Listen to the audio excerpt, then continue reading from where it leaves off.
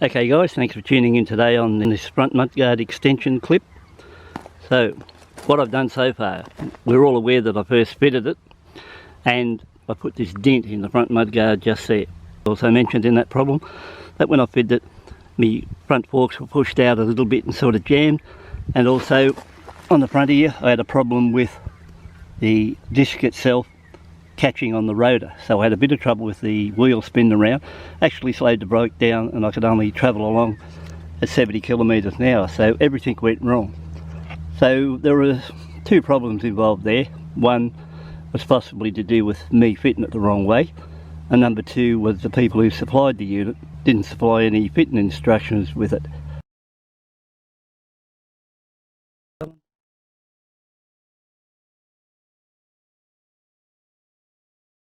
To sell a product for 150 bucks, you should at least check the thing out and make sure it's working all right, and to supply fitting instructions, because this horn on my particular bike was the bracket at the bottom was touching low, just back down around there. I was unaware it was going to cause me any problems. I fitted the unit, took it out. First bump I hit along the road, and it wasn't a very big one. Had the bottom of the horn bracket come down, hit me mudguard, belted that dent in it there, apart from the other problems. So after that, I had to come back home, thought it over what I was going to do. In the end, removed that bracket and sat the horn back up into that position there. I've been out on some pretty rough road today riding it around. That part's working all right. Mounts in on the bike now sitting correctly, and everything's working good in that line. So I've done about, I don't know, 50 to 80 kilometres and no more problems with that, and it appears nice and solid, so all good in that direction. If you were planning on fitting this mounting kit, when you get it you have to be a little bit careful. So let's say the smart idea would be to, well, you wouldn't want to do what I did, or you'll cop a dent in the mudguard straight off. So the smart idea would be remove your mudguard from here, just undo these two bolts, lift your mudguard up, pull it forward. So when you pull it forward, get your bracket and fit it the top two bolts first, and make sure the nuts are facing outside. If you face the nuts towards and tighten them from the inside, and then pull your guard down and tighten it up, you'll find then that when you spin the wheel, that other side of your bolt's going to rub the tyres on both sides.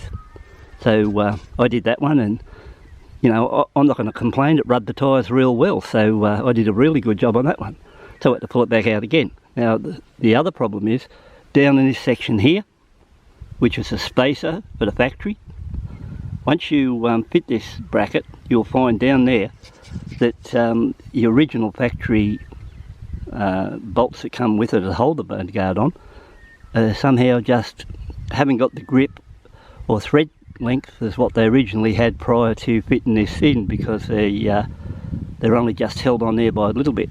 I had to put a little bit of blue Loctite on those to hold them on a bit better, and it takes a little bit of fiddling around to get those on tight. Take your time there, or you could cross thread those for any of those four holes and cause yourself some problems. So take it easy, and what would be better idea is probably try to get on the 4 bolts just a little bit longer, but I thought they should have been included in the kit for that sort of money. Now it's too late now because I can't take it really back off, but when you look at the brackets, make sure you first sit them up inside the inside fork, which I never thought of first, and make sure, like here, they virtually curve away from your front fork and face in towards the tyre, and then you'll know you got them the right way, so like so.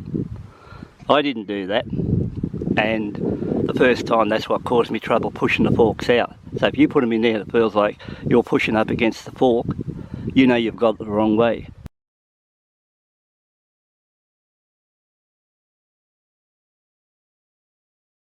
I had a few errors for sure when I was doing it, but then again I was doing it blind and I've had no experience doing any of this sort of work up front, and usually I, in most cases, just pay someone to do a job, and I don't even like working on anything if I can get out of it. But in a case like this I had no choice, and all I got was 2 brackets and a few nuts and bolts and washers, and I was thinking to myself afterwards, this is pretty bad for the money involved. You would expect something. So hopefully that'll help you now, because I have got it under control. Look, it's nice and sturdy. It's had a fair workout today riding this roads, these dirt roads, bitumen roads. So you know, I've had a really good run on it, and it's still nice and sturdy, so it's working all right. It's not showing any wear pattern where it's hitting anywhere on the tyres, so that's good. I've got the clearance when you look down. See, I've got the clearance down there, so I'm not hitting anything. So overall, I class this now as working fine, and I think it looks all right. I don't know if I'd be classed as easy rider, but you know, I'm having a pretty good ride on it. So when you, oh, I just heard a shotgun go off. Maybe I should let's ride. Anyway, what I might do is just finish this here now. That gives you a good idea how this is performing, and I can put this one up and just can have a look at it. I might take a clip of this now and we can use this as a reference on the thing.